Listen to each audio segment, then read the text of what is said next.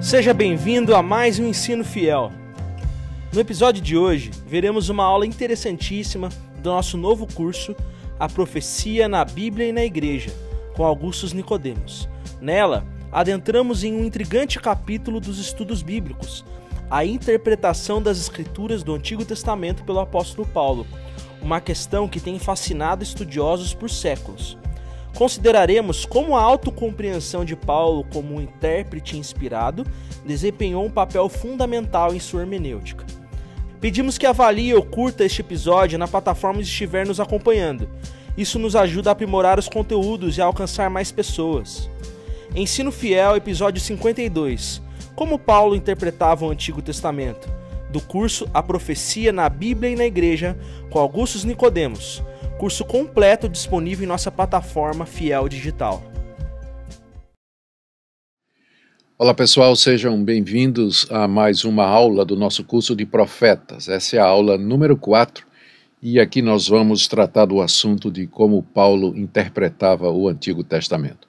Isso pode parecer irrelevante para o tema central do nosso curso, que é profecia. Mas a verdade é que nós temos dito que parte fundamental do trabalho e do ofício profético era interpretar as Escrituras, interpretar o contexto em que o profeta vivia e transmitir a mensagem da Escritura de maneira aplicativa para o povo da sua época. E agora, para que nós entendamos melhor esse assunto, de como o profeta usava as Escrituras do Antigo Testamento, nós iremos focar naquele profeta por excelência, aquele intérprete da Escritura por excelência, que é o apóstolo Paulo. Na verdade, a partir daqui, boa parte do conteúdo das aulas será o fruto da minha pesquisa para a minha tese de doutoramento pelo Westminster Theological Seminary, e onde eu tratei exatamente da maneira como Paulo interpretava o Antigo Testamento, as Escrituras hebraicas, a partir da sua consciência de que ele era apóstolo de Cristo, funcionando como um profeta cristão. Então, por isso que esse tema está aqui, por isso que nós temos, a partir de agora, algumas aulas a respeito desse assunto. A interpretação das Escrituras do Antigo Testamento pelo apóstolo Paulo tem sido objeto de intensa investigação acadêmica desde o nascimento dos estudos bíblicos críticos, depois do Iluminismo. Um problema, entre outros, parece ter exercitado a criatividade dos estudiosos de maneira geral, a saber, a compreensão de Paulo dos textos do Antigo Testamento de maneiras aparentemente nunca pretendidas pelos autores originais, como, por exemplo, a leitura cristã, entre aspas, que Paulo faz de Deuteronômio 30, 10 a 14, em Romanos 10, de 6 a 8, e também a interpretação da descendência, entre aspas, mencionada em Gênesis 3,15, que Paulo interpreta de forma quase rabínica em Gálatas capítulo 3, verso 16. Intimamente relacionada a essa questão está a forma textual diferente como algumas passagens do Antigo Testamento são citadas pelo apóstolo Paulo em suas cartas. Os estudiosos deram e têm dado respostas diferentes a essas perguntas, variando de explicações textuais a teológicas. Um esboço da história dessas soluções nos últimos 2 séculos será o objeto da aula de hoje. Ou seja, hoje nós iremos ver como os estudiosos entendem a maneira como Paulo cita o Antigo Testamento, especialmente à luz de 2 fatores: a interpretação cristã que Paulo faz de algumas passagens do Antigo Testamento e, em segundo lugar, a maneira ou o tipo de interpretação que às vezes parece ser alguma coisa jamais pretendida por Moisés. Moisés nunca quis dizer aquilo, mas de repente Paulo cita a passagem de uma maneira distinta, diferente daquela que aparentemente Moisés tinha em mente. Então a nossa aula vai versar a respeito dessa questão. Apesar do aspecto elucidativo dessas abordagens, elas parecem ser incapazes de explicar um aspecto vital do uso que Paulo fez das Escrituras do Antigo Testamento em seus escritos e que provavelmente controlava a sua exegese das escrituras hebraicas, a saber, que Paulo se compreendia, Paulo se via como um intérprete inspirado das escrituras. Vários estudiosos, portanto, têm contribuído para as pesquisas ao abordar a interpretação que Paulo faz do Antigo Testamento a partir dessa sua perspectiva de autocompreensão como alguém inspirado por Deus, levantado para dar o sentido verdadeiro das Escrituras. Vejamos então algumas dessas perspectivas quanto ao uso que o apóstolo Paulo faz do Antigo Testamento. Em termos gerais, essas abordagens podem ser classificadas com base, primeiro, nos textos bíblicos que Paulo utilizou, seus métodos interpretativos na apropriação do texto em seus próprios escritos e, também, por último, a sua teologia. O objetivo dessa aula, como nós já dissemos, é delinear a história dessas abordagens nos últimos séculos. Vamos começar com texto e interpretação. Estudiosos tentaram entender a maneira como Paulo interpreta o Antigo Testamento, estudando o assunto da perspectiva das fontes que Paulo pode ter usado para as suas citações. A gente diz que Paulo usou o Antigo Testamento, é claro, mas a gente esquece de responder a pergunta: qual? Porque você tem a Septuaginta, você tem a Bíblia hebraica, você tem os Targums, você tem Midrash, você tem variantes e assim por diante. Então essa pergunta tem a ver exatamente com que fontes Paulo teria utilizado, não é? Que fontes, pensando no Antigo Testamento, que fontes ele teria utilizado para interpretar a vontade de Deus na revelação escrita que veio antes dele. Essa abordagem, ela provou a ser especialmente útil para explicar por que a tradução de algumas passagens do Antigo Testamento feitas por Paulo em suas cartas aparece de uma forma textualmente diferente da Bíblia hebraica. Os estudiosos sentiram que esse fato poderia ser explicado pelo uso que o apóstolo Paulo fez de outras fontes, além do texto hebraico, como nós o temos. Em 1895, Hans Vollmer, estudioso alemão, ele sugeriu que por trás das citações que Paulo faz do Antigo Testamento, nas suas cartas, havia uma versão da Septuaginta que havia sido revisada para refletir com mais precisão o texto hebraico. Como vocês sabem, a Septuaginta é geralmente reconhecida pela sua tradução longe de ser perfeita. As implicações teológicas do seu uso por Paulo foram retomadas mais recentemente por alguns estudiosos evangélicos. O livro bem abrangente e bem técnico Citações do Antigo Testamento no Novo, de 1983, é uma comparação textual entre o texto massorético, que é o texto hebraico, e a Septuaginta, e a tradução do Novo Testamento. Essa obra foi apresentada com a convicção de que, abre aspas, o uso da Septuaginta pelo Novo Testamento não implica em nada contra a sua inspiração verbal ou inerrância bíblica. Porque isso é importante, né? Se Paulo está citando o Antigo Testamento ou citando uma versão que é diferente da versão original, então isso não tornaria os escritos de Paulo sujeitos ou vulneráveis ao erro, ou de serem acusados de não inspirados. Então, uma comparação cuidadosa feita nas passagens que envolvem o uso do texto massorético da Septuaginta nas cartas de Paulo foi feito nessa obra aqui de 1983, e a conclusão é que não existe de fato nenhuma discordância ou divergência que possa dar base para dizer que Paulo não foi inspirado aqui. Dadas as suposições dos escritores do Novo Testamento, em cada caso se verificou que, longe de torcer ou perverter o texto original, o servo inspirado de Jesus, ao citar o Antigo Testamento, trazia à tona de maneira profunda e significativa a sua conotação bem como as suas implicações. Essa é a conclusão do estudo que nós acabamos de mencionar.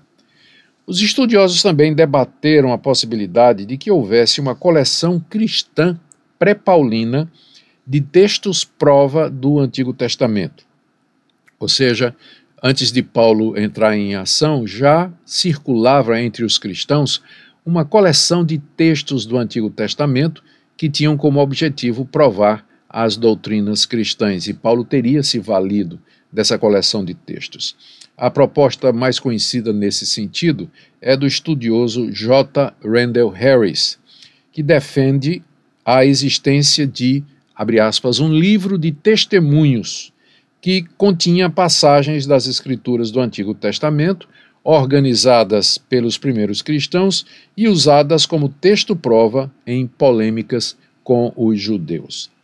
Essa tese de Harris, ela foi retomada e revisada pelo conhecido Charles H. Dodge. Esse estudioso, o C.H. Dodge, sugeriu que o uso das Escrituras do Antigo Testamento pelo Novo Testamento não se baseava em uma coletânea de textos-prova isolados e solitários, como Harris havia deduzido. Para Dodge, as citações que são as citações do Antigo Testamento no Novo, essas citações funcionam como indicadores dos seus contextos mais amplos, que foram reconhecidos, ainda no período muito inicial, como fontes apropriadas das quais os testemunhos poderiam ser extraídos. Ou seja, quando Paulo faz a citação de Oséias capítulo 1, verso 2, ele não está querendo citar exatamente Oséias capítulo 1, verso 2, mas ele está usando essa citação para se referir a todo o contexto de Oséias, a passagem maior, funcionando como uma espécie de marcador, indicador. Lembrando que na época em que Paulo escreveu, a Bíblia não era dividida em capítulos e versículos, o que nos facilita muito hoje fazer citações. Então, para dizer de onde ele estava tirando a sua ideia, ele fazia essa citação bem abrangente, para que o leitor soubesse de onde provinha os seus fundamentos. Os estudos sobre as fontes escritas de Paulo, descritas acima, apontaram a variedade de opções textuais que Paulo tinha ao citar a sua Bíblia e pode até certo ponto explicar por que é que um texto aparece nas cartas de Paulo de uma forma textualmente diferente da nossa Septuaginta e da Bíblia hebraica ou do texto massorético. No entanto, os estudiosos que reconhecem a importância desse campo para o nosso conhecimento de como Paulo interpretou sua Bíblia, estão também prontos para reconhecer que os estudos sobre os textos originais da Bíblia usada por Paulo não fornecem todas as respostas para a complicada questão do uso que Paulo faz das escrituras hebraicas em seus escritos. Essa primeira abordagem foi uma abordagem a partir do texto que Paulo teria usado. Uma segunda abordagem tem a ver com métodos de interpretação. Essa abordagem, a interpretação das Escrituras por Paulo, ela foi feita por estudiosos que sentiram que os métodos exegéticos do apóstolo determinaram parcialmente a sua compreensão e o seu uso das Escrituras hebraicas. Vamos começar com aqueles que entendem que Paulo usou métodos rabínicos, e não são poucos, e nós podemos compreender. Paulo era um rabino treinado. Era natural que, ao se tornar cristão e ao ler o Antigo Testamento, ele usasse a metodologia rabínica que aprendeu aos pés de Gamaliel. Mas será que foi isso? Estudiosos debatem a possibilidade de que Paulo não tenha necessariamente usado métodos rabínicos ao se valer do Antigo Testamento. Bom, no início da investigação moderna, se fizeram muitos esforços para relacionar a interpretação de Paulo aos procedimentos exegéticos do seu tempo, especialmente dos rabinos. E a maioria dos estudiosos foi ao mundo judaico para buscar paralelos. Óbvio, se Paulo era um intérprete das Escrituras, para entender a metodologia de Paulo, nós teríamos que entender a metodologia que era disponível ou usada na sua época. O trabalho de Søren Hussius, em 1713, nome difícil, né, de pronunciar, Søren Hussius, essa obra é geralmente considerada a primeira tentativa sistemática de explicar a compreensão de Paulo a respeito das Escrituras a partir dos métodos rabínicos. Søren Hussius descobriu que a maioria dos traços interpretativos dos escritores do Novo Testamento possuía paralelos consideráveis na leitura rabínica e ele absolve os escritores do Novo Testamento com base nessas semelhanças. Eles apenas eram homens da sua época. Em 1900, entretanto, H. Thackeray argumentou que o uso de métodos rabínicos de interpretação pelo apóstolo Paulo era claramente observável em casos em que Paulo desconsidera o contexto original da citação. O tema de que Paulo era um rabino na interpretação das Escrituras recebeu a atenção de críticos do século XX, como Otto Michel, J. Bonservan, ambos ressaltando a concordância entre a interpretação de Paulo e a interpretação rabínica. Vários estudiosos, como A. F. Puuco, em 1928, apontaram que Paulo conhecia e até usava as famosas 7 regras de interpretação do rabino Hillel. Puuco foi seguido por Hans Joachim Schupps, Hans Müller e Joaquim Jeremias, que argumentaram que Paulo era um hilelita treinado. Ele era um seguidor do rabino Hillel, que havia elaborado as famosas 7 regras de interpretação e que Paulo teria usado essas regras para entender o sentido do Antigo Testamento. Em tempos recentes, um dos estudiosos mais destacados em defesa da influência rabínica no método de Paulo é Earl Ellis. Nós basearemos nossos estudos aqui, as nossas aulas, em muito da pesquisa feita por Ellis. Então preste atenção nesse nome, porque ele daqui para frente vai ser um dos nomes mais importantes que nós citaremos aqui. Embora Ellis esteja ciente do grande abismo que separa os escritos de Paulo dos escritos rabínicos, ele consegue, ou pensa que consegue, encontrar nas cartas de Paulo vários exemplos de exegese rabínica. Richard Longenecker segue os pontos de vista do Ellis e explica a liberalidade de Paulo no uso do texto do Antigo Testamento, em parte, como exemplos de midrash rabínicos. Mais recentemente, o Peter J. Thompson tentou encontrar o fator controlador do pensamento do apóstolo Paulo e, consequentemente, do uso que ele faz no Antigo Testamento, naquilo que ele chama uma vida estruturada pela Halaká. Halaká são as instruções do Antigo Testamento sobre como a pessoa deve viver.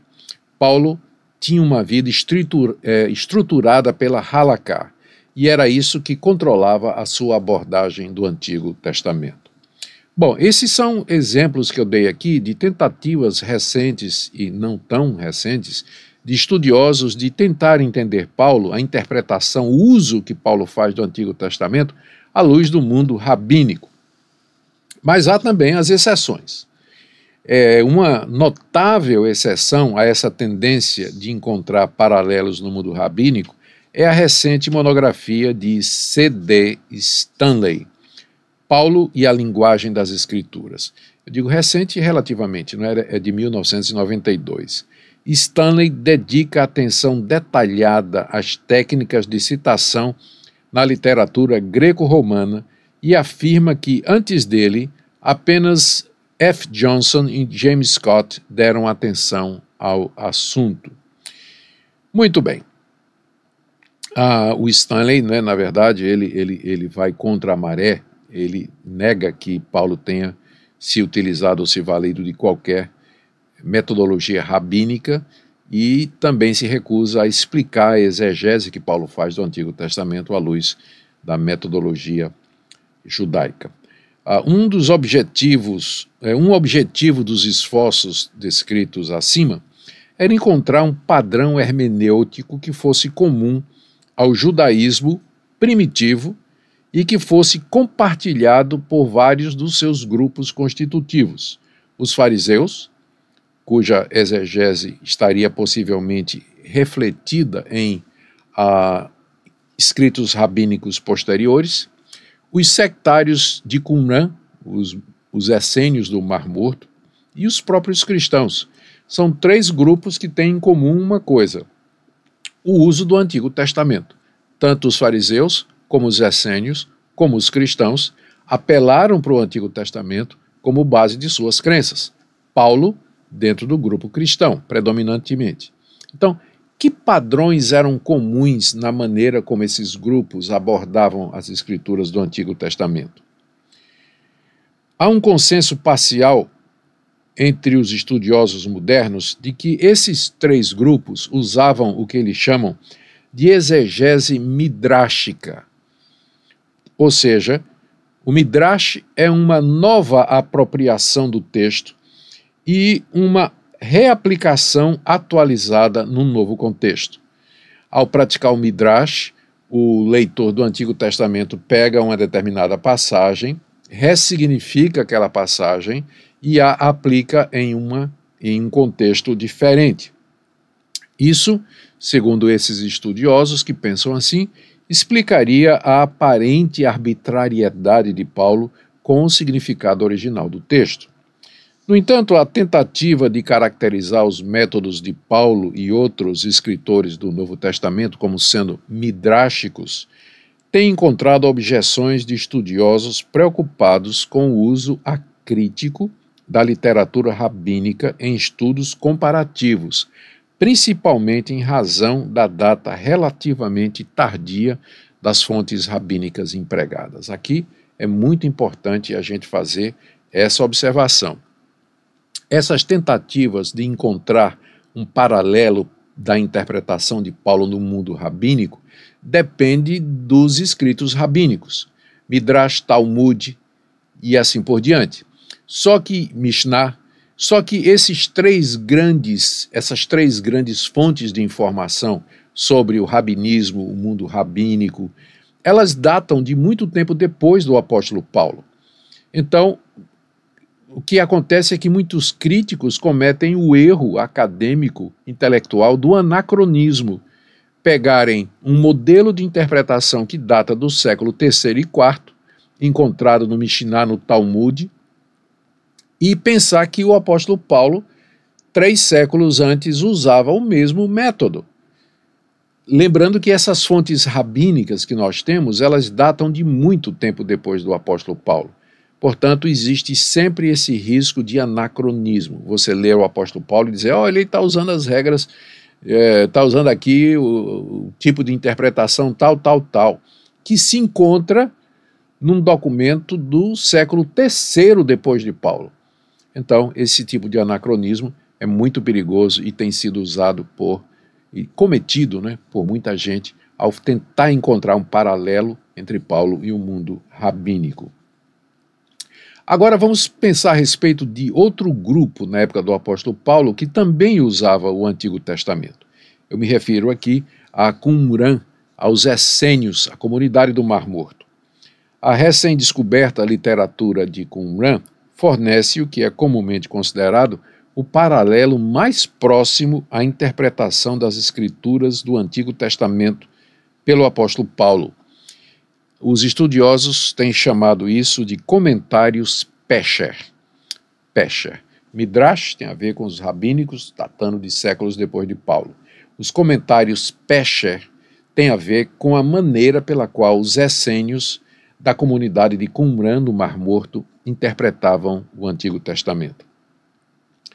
Impressionados com as semelhanças marcantes entre as visões escatológicas das duas comunidades que as produziu, os cristãos e os essênios, os críticos insistiram que as práticas exegéticas da seita representam um padrão no judaísmo primitivo que era compartilhado por escritores do Novo Testamento e pelo apóstolo Paulo. Por exemplo, em 1954, Christy Stendhal, um conhecido teólogo anglicano, defendeu a ideia de que as citações do Antigo Testamento feitas por Mateus no seu Evangelho representam uma abordagem targumizadora, o pessoal fica inventando o nome, né?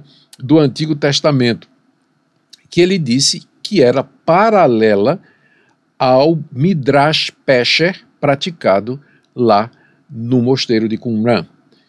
Essa tese foi retomada por esse homem que eu disse que você prestasse atenção no nome dele, porque ele vai se tornar importante daqui para frente. O Welles retomou essa tese e aplicou as citações de Paulo, que ele descreve como não uma adoração da letra ou um papaguear do texto. Ao contrário, esta era, aos olhos de Paulo, uma citação-exposição, um Midrash Pesher. Ou seja, Ellis usa o termo Midrash Pesher para se referir ao tipo de interpretação que era feita em Qumran e que foi seguida pelo apóstolo Paulo. Agora, mesmo que se aceite a sugestão de que os sectários do Mar Morto, os rabinos e Paulo usaram métodos semelhantes, o próprio fato de terem chegado a resultados diferentes em sua interpretação das Escrituras do Antigo Testamento sugere que muito mais do que os métodos eram os seus pressupostos teológicos que determinavam suas descobertas nas Escrituras do Antigo Testamento. Aqui é muito importante você perceber a linha de raciocínio. Tá, vamos admitir que os rabinos, que o apóstolo Paulo e a comunidade cristã, e os essênios, que era aquela seita que vivia isolada lá no Mar Morto, eles usavam o mesmo método de interpretação da Escritura Sagrada, que era o Midrash Pesher. Mas a pergunta então é, se eles usavam os mesmos métodos, por que chegaram a resultados tão completamente diferentes? Os rabinos achavam que o Messias não tinha chegado, eles esperavam um Messias político. Já os sectários de Qumran achavam que o Messias ele viria em outra forma e que eles eram a comunidade especial separada de Deus. Os cristãos diziam que o Messias já veio e que era Jesus de Nazaré e que Deus agora tinha um povo novo, que era a igreja. Então, se eles tinham os mesmos métodos, por que chegaram a resultados tão diferentes quanto a escatologia, cumprimento de promessa, a vida do Messias, vida em comunidade e assim por diante? A resposta é que a interpretação deles era controlada não tanto pela questão metodológica, mas pelo pressuposto, aquilo que eles já criam antes de se aproximar da Escritura para procurar o seu significado. Isso nos leva, então, ao terceiro critério. Lembra que nessa aula, nosso objetivo é examinar as tentativas de explicação de como Paulo usa o Antigo Testamento. Primeiro nós vimos aqueles que acham que essa questão do texto, diferença entre o texto masorético, Septuaginta, etc., poderia explicar. Nós já vimos que não explica.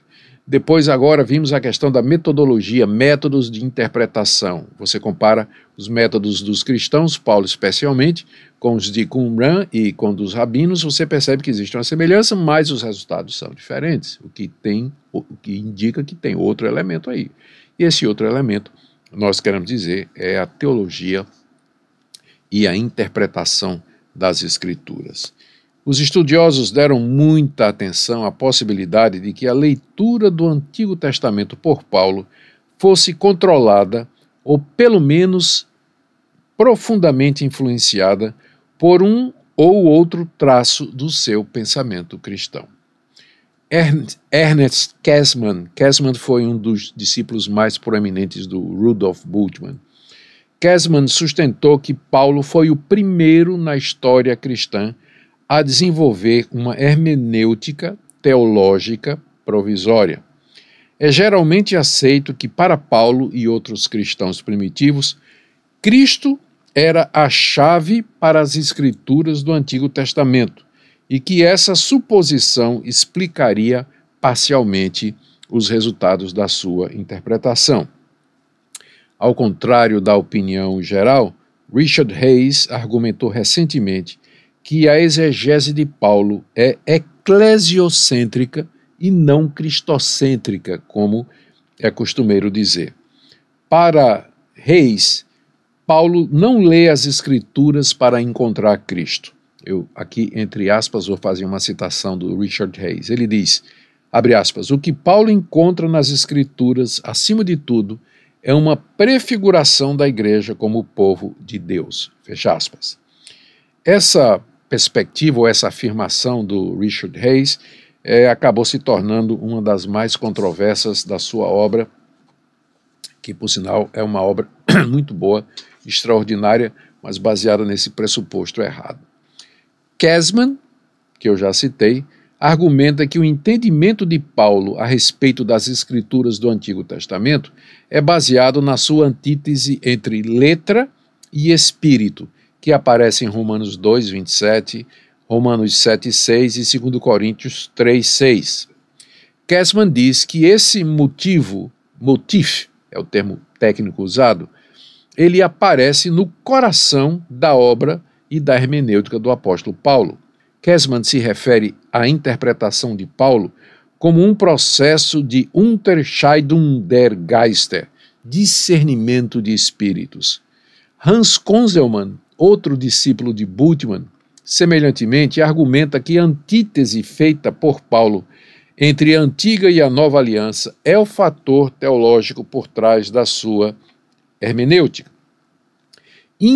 Intimamente relacionada a isso é a visão de que a escatologia de Paulo explica a sua compreensão e uso que ele faz dos textos do Antigo Testamento. A convicção de Paulo de que ele estava vivendo no período previsto pela lei e pelos profetas lhe permite aplicar os textos antigos ao seu tempo. E aqui nós voltamos ao E. Ellis. Ele sugeriu, na sua obra extraordinária, o uso que Paulo faz do Antigo Testamento, que a visão apocalíptica de Paulo fornecia a estrutura principal da sua exegese.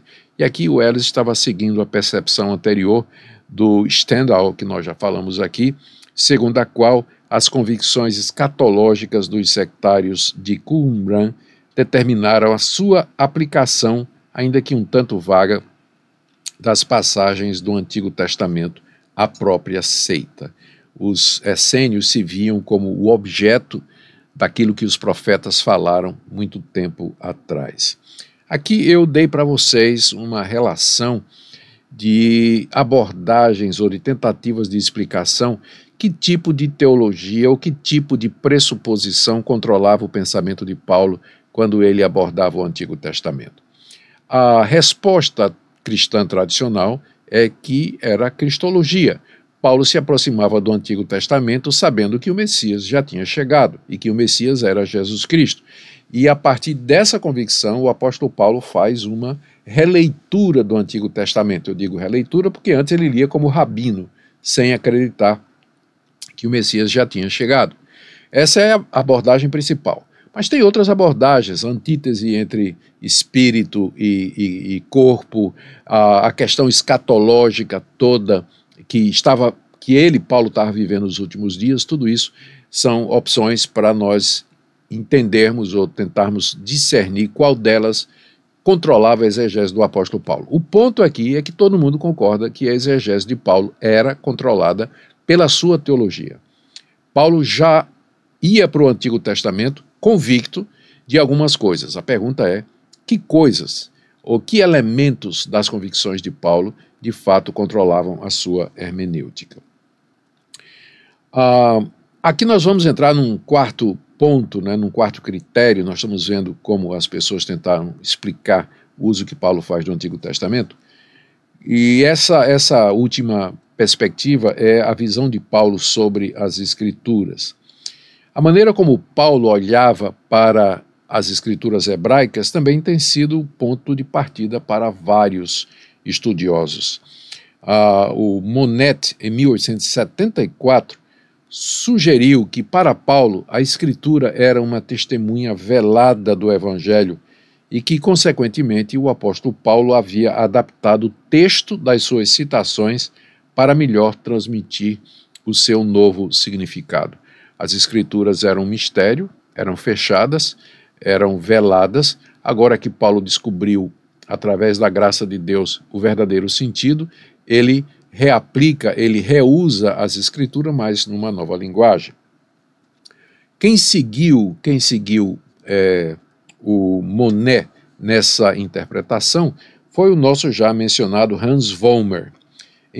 Numa obra de 1895, ele sugeriu que para Paulo o Antigo Testamento era um evangelho latente, o que justificava suas citações cristãs. Estudiosos como Bunsirvan e Lindars, Bárbaras Lindars, eles possuíam opiniões semelhantes. A tentativa mais recente de explicar Paulo dessa maneira, ou seja, de olhar para as Escrituras como sendo um livro fechado e que o acesso é concedido somente mediante revelação do Espírito Santo, é de Koch, K-O-C-H.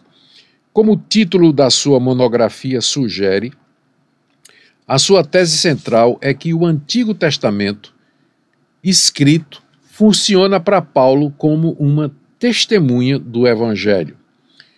A apropriação e a reformulação das passagens do Antigo Testamento pelo apóstolo Paulo em seus escritos são teologicamente motivadas e ocorrem preponderantemente onde ele trata de um tema teológico central. Isso quem diz é o Koch. Para ele, o horizonte de compreensão recentemente adquirido por Paulo, ou seja, Paulo se converteu e ele agora tem um novo horizonte de compreensão. Ou seja, antes ele não cria que Jesus era o Cristo e, portanto, ele lia o Antigo Testamento de uma maneira. Mas agora ele tem um novo horizonte de compreensão. Ele crê que Jesus é o Cristo. Esse novo horizonte controlava o uso que Paulo fazia do Antigo Testamento escrito, especialmente quando ele desejava formular a sua nova compreensão de temas centrais, como lei, como justificação, diretamente com a ajuda das Escrituras. E aqui eu menciono a questão do sensus plenior, uma expressão latina usada em estudos hermenêuticos que significa o sentido pleno. Relacionada à visão de Paulo sobre as Escrituras, está a questão de compreender se, para Paulo, o Antigo Testamento escrito tinha um significado mais profundo que nem sempre ficava claro, inclusive para o escritor antigo, e que agora havia sido evidenciado por Deus aos cristãos. Nós estávamos dizendo que alguns estudiosos estavam sugerindo que para Paulo o Antigo Testamento é um testemunho velado, encoberto a respeito do Evangelho, e que o seu sentido mais profundo e final, que é Cristo, é oculto, a menos que Deus abra os olhos e Deus revele. Aqui então entra a questão: será que Paulo achava que os autores do Antigo Testamento tinham plena consciência, daí o termo sensus plenior, sentido pleno, será que eles tinham plena consciência de tudo que eles estavam dizendo? Será que Isaías tinha compreensão do significado último, pleno, do sensus plenior de suas palavras quando escreveu? Bom, a resposta parece ter se desenvolvido na pesquisa histórica em duas linhas principais. Primeiro, a ideia de sensus plenior e, segundo, a ideia de tipologia. Houve no século XX, especialmente entre os estudiosos católicos, um intenso exame do conceito de um sensu plenior das Escrituras do Antigo Testamento como a chave para entender a maneira como os escritores do Novo Testamento as interpretavam.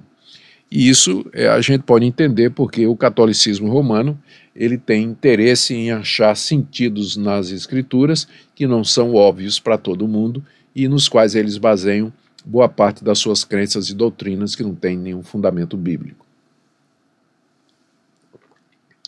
Muito bem. Aqui eu menciono, como um estudioso católico que vai nessa linha do sensus plenior, o famoso Raymond Brown.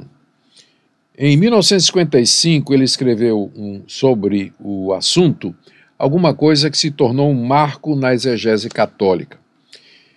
Brown definiu sensus plenior como, abre aspas, aquele significado adicional e mais profundo pretendido por Deus, mas não claramente pretendido pelo autor humano, que é visto como existente nas palavras de um texto bíblico.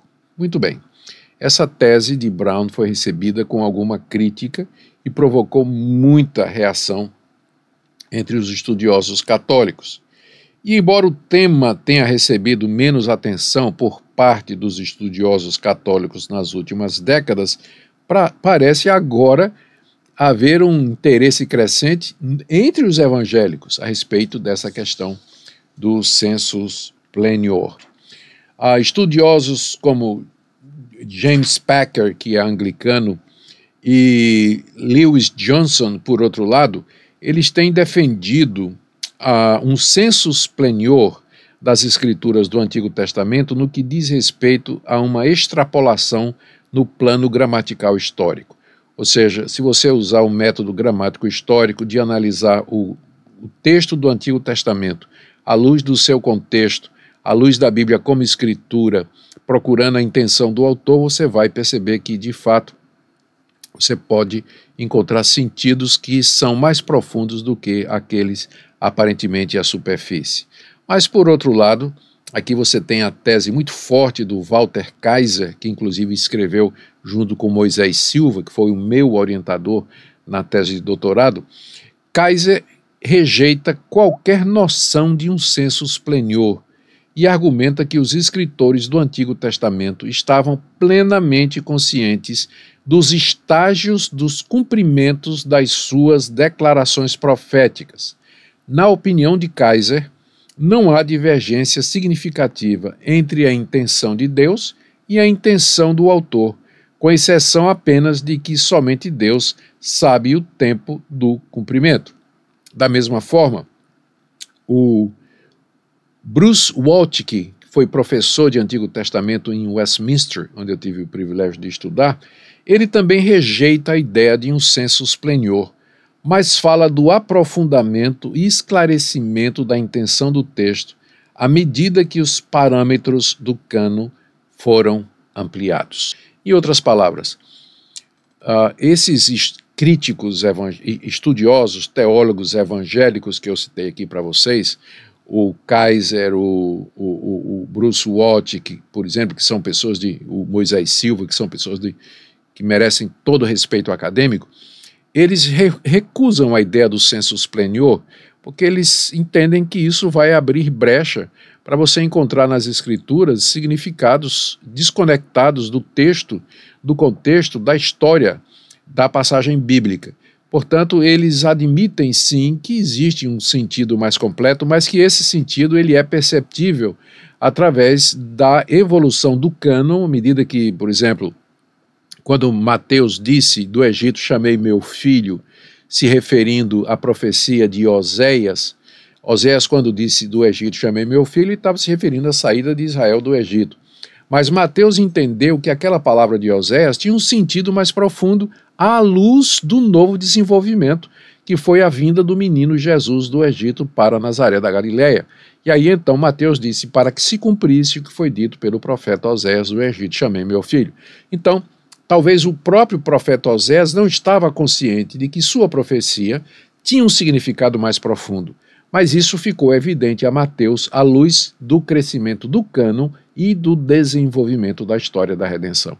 Então, nesse sentido, nós podemos falar de um sentido mais profundo nas Escrituras Sagradas, porque isso remete a gente à nossa convicção de que a revelação de Deus ela é progressiva, ela não foi dada toda de uma vez.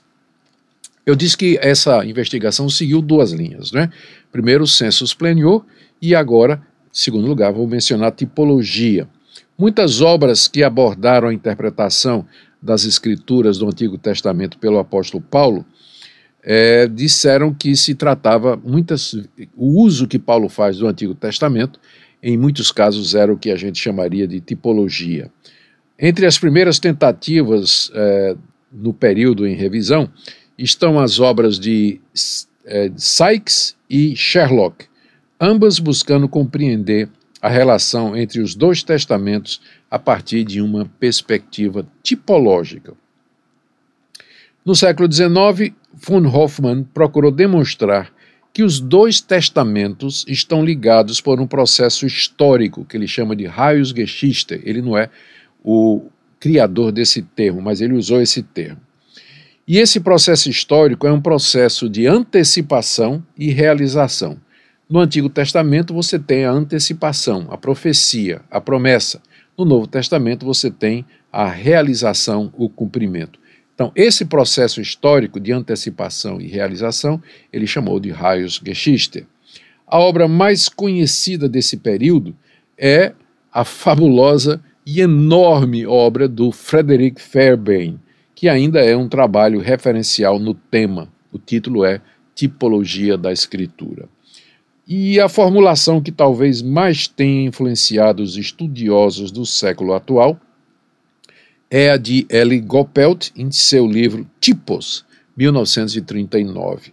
O Goppelt fez a distinção cuidadosa entre tipologia e exegese alegórica e insistiu que a primeira era fundada no sentido histórico e literal dos textos, devendo ser compreendida na perspectiva da história redentora. Vários críticos recentes foram influenciados pelas opiniões de Goppelt, notavelmente o Ellis. Estamos voltando para o Ear Ellis mais uma vez. Já o Koch, por outro lado, encontra apenas 2 exemplos de tipologia em Paulo e rejeita a visão de que seu uso do Antigo Testamento seja tipológico. Aqui nós chegamos ao final da nossa aula e deixe-me tentar revisar muito brevemente o que nós vimos aqui, porque foi muito material. Essa foi mais uma aula informativa de como os estudiosos, através da história, desde o Iluminismo, tentaram explicar a maneira como Paulo usa o Antigo Testamento. A pergunta é, qual a relevância disso para o nosso curso de profetas? É que nós dissemos que uma das características principais do profeta é que ele é o intérprete autorizado por Deus para dar o significado das escrituras que vieram antes dele. O profeta interpreta o passado, ele interpreta o presente e ele faz a aplicação da palavra de Deus para o momento. E, em alguns casos, ele faz a previsão do futuro com base naquilo que ele já entendeu a partir das Escrituras. E nós, então, pegamos como exemplo disso o uso que Paulo faz do Antigo Testamento. O apóstolo Paulo era um intérprete autorizado por Deus, pelo menos ele tinha consciência disso, para dar o verdadeiro significado das Escrituras do Antigo Testamento. Era isso que o profeta fazia. O profeta interpretava a vontade de Deus, ele era o homem da hora. E o exemplo de Paulo usando o Antigo Testamento nos ajuda a perceber isso e também a perceber e responder a pergunta se existem profetas hoje, como o apóstolo Paulo, que estão autorizados para dar o verdadeiro sentido das Escrituras, ou nós estamos confrontados por uma série de homens que, de maneira sincera ou insincera, estão enganando o povo de Deus. É isso que essa aula procura demonstrar e ajudar vocês. Até a próxima aula. Obrigado por ter nos acompanhado em mais um episódio do Ensino Fiel. Não se esqueça de avaliar ou curtir este episódio e de compartilhar também com outros irmãos. Até a próxima, que Deus te abençoe.